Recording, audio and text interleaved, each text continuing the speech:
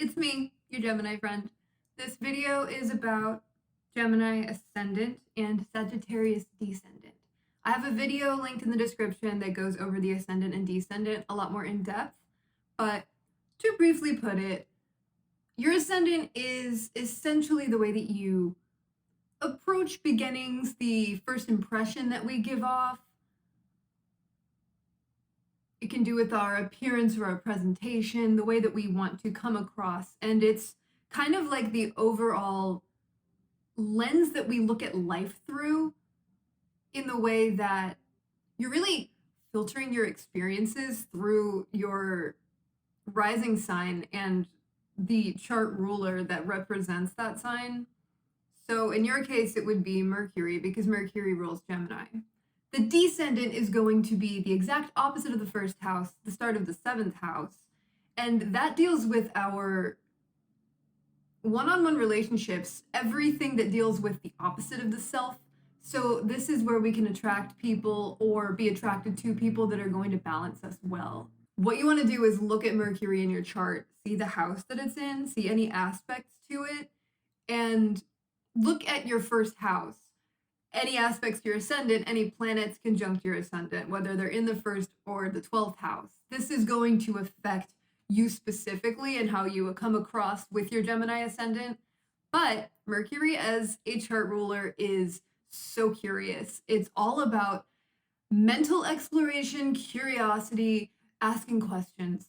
Very social in its youthful, analytical, kind of a childlike energy. This is a really good one for looking young for always. You seem to age a lot more slowly than the average person, because there is this like childlike, bright and shining energy about you that people just pick up on, that can kind of make them overlook like the actual aging process, because you just seem so youthful. And this is a wonderful energy to have. Always keep that.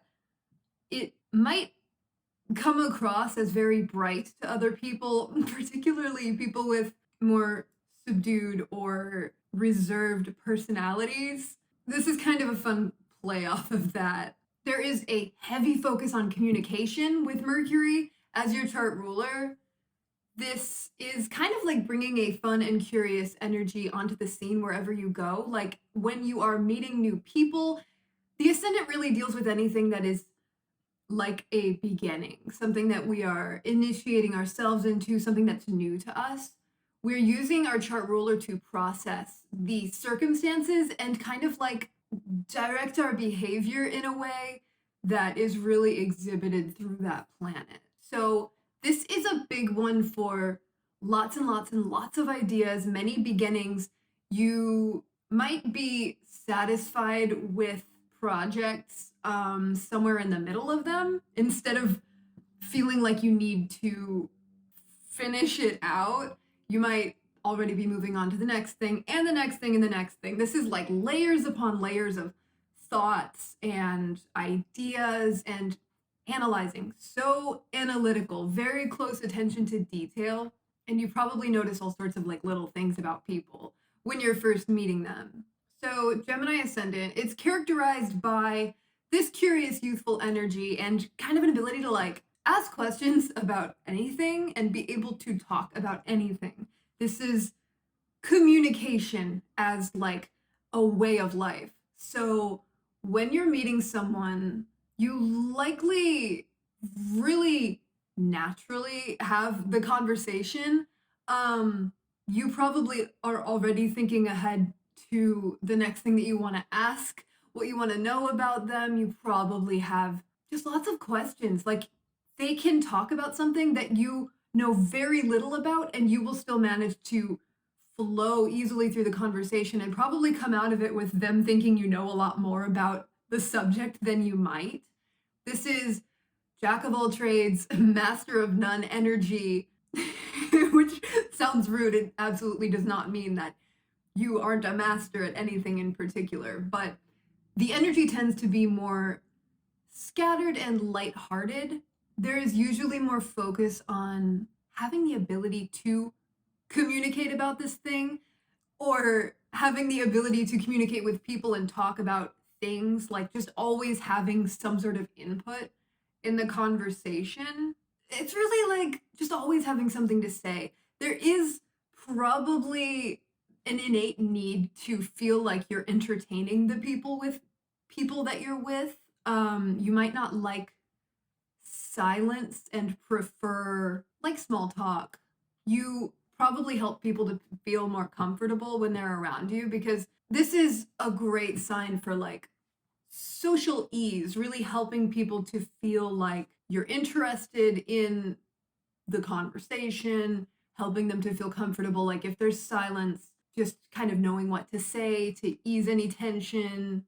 And you probably always have like ideas of things that you can do, fun ideas of like things to do and places to go. It's a very mentally active. Like I said, this is mental. It's highly intellectual, which is the funny thing about Gemini, is that people can interpret it as a shallow energy that is just, you know, more into the lighthearted things. It even has kind of an aversion to like a lot of seriousness or heaviness, but it's a really smart sign. Okay, Mercury is such an intellectual planet. Quick thinking and really making little connections easily is a Gemini thing where people might actually not be making the connections that you're making as quickly as you are, and they can that can cause them to think that you're like just pulling things out of nowhere, maybe even not making sense, when in reality you're like 20 steps ahead. So that can be kind of a weird like miscommunication type thing with this energy, just being a little too sharp for the average person.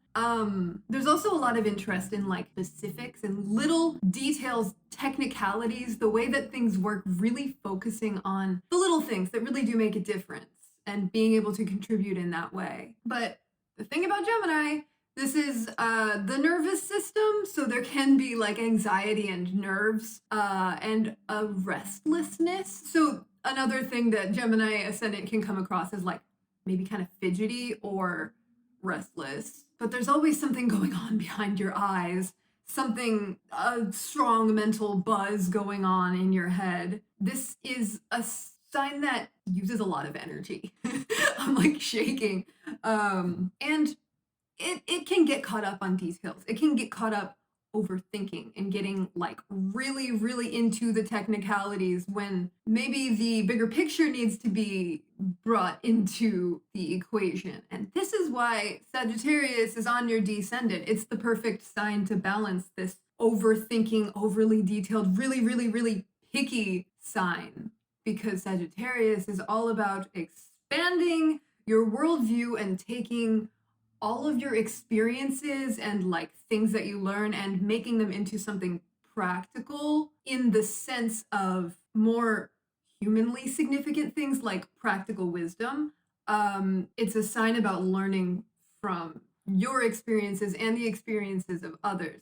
Both are so curious, so intellectual, and so interested in learning, always wanting to get more information. So they feed off of each other wonderfully. Gemini Ascendant is kind of a restless way of going about life, especially mentally. And Sagittarius loves this constant flow of information. It's such an interesting axis because Gemini is like the student while Sagittarius is like the teacher. And both play the student teacher role. They're always learning from each other. Like Gemini will give all of this information, like what it learned. And then Sagittarius is not only going to be like, okay, well, this is what this means to me. This is how I think that this is more greatly significant on a higher level. And at the same time, Sagittarius is learning from the information that Gemini gave them. It's like more input, more stuff to process, and more just for their knowledge bank. It's a really fun dynamic, I think, because gosh, this is just like talking for hours and hours. Such great conversation and kind of the sort of connection where people might be like outside looking in and seeing the way that you talk, and you're just like totally feeding off of each other. I'm referring to Gemini and Sagittarius energy. If Sagittarius is on your descendant, it does not mean that you need to find a Sagittarius to be whole and complete. It does mean that if you want a fulfilling relationship, it would be ideal to look for Sagittarian-like traits in partners, that being a more adventurous attitude, optimism is important, and just a very expansive mindset. Someone who is either well-traveled, well-learned, um, well, someone with a lot of experiences, somebody who has a lot of stories and is going to play off of your energy well. Because Sagittarius is also a very intellectual placement, but it's a fire sign. This is like being fueled by the air from Gemini. But the thing with the descendant is that this can be a part of yourself that you are projecting onto other people, or that you might be looking for within yourself through other people. You might attract people who have such strong Sagittarian energy that it can maybe be shown to you in a way that, this is so hard to explain. It's good for finding people who bring out that part of you where you are not just getting fixated on details or overly focused on like little things. You have Sagittarius on the cusp of your 7th house. This means that your approach to relationships should be naturally optimistic and very focused on growth on a higher level. Because Sagittarius is not just like travel and expansion and optimism. It's also about philosophy. It's so deeply into higher learning, getting a higher perspective, and understanding things as far as how they pertain to life itself. The bigger picture, it's taking experiences and turning them into philosophies that they can use to help themselves and other people. Because Sagittarius energy deeply wants to share information in a different way from Gemini. These are both information distributors by far, but Gemini is more technical and curious and can be more surface level about things, which is interesting because I'm saying it's like details, but the surface levelness comes from a desire to understand things so technically, to really understand like what it is and what it does, but not so much what it means. Sagittarius is about the meaning behind it. Like, why have you been so focused on learning this one activity that is like taking over your life right now? Like, why have you been obsessed with that? Because Gemini energy is more about really getting into the project and not so much about understanding why they're into it in the first place. Does that make sense? It's an interesting axis of like quite similar personalities in a way, because they're both tend to be more extroverted, more social, very curious, super into learning and experiences, adventurous, but like they're still very opposite in that way. It's always the small scale, big scale part of it. And another thing about having Sagittarius on the descendant indicates that you need a lot of freedom in your relationship, not necessarily like open relationships, but freedom. You need to feel like you can do things and really be yourself. Sagittarius energy is like, I had this big idea. I had this big idea. I'm going to go do this thing. And then Gemini is like, ooh, that sounds fun. I'll go with you. Or like, okay, cool. Have a good time. It's not a clingy, possessive energy. And it's just totally up for like sudden fun. They really complement each other in that way. And they really learn from each other so much. This is just so much. Forget that this is. And a big balance thing that comes through here is like thinking of long-term goals. Sagittarius tends to pave its own path. Gemini really likes to know the right way to do it. And if you're combining these things, there's just a great balance there as long as they are able to function together. But there should be a mutual respect amongst these energies. Like, both really tend to see what the other has to offer.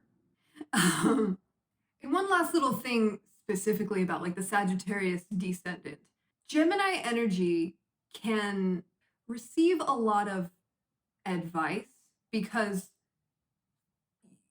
with a Gemini Ascendant, you might have a face that when you're processing what's being told to you, you might look confused.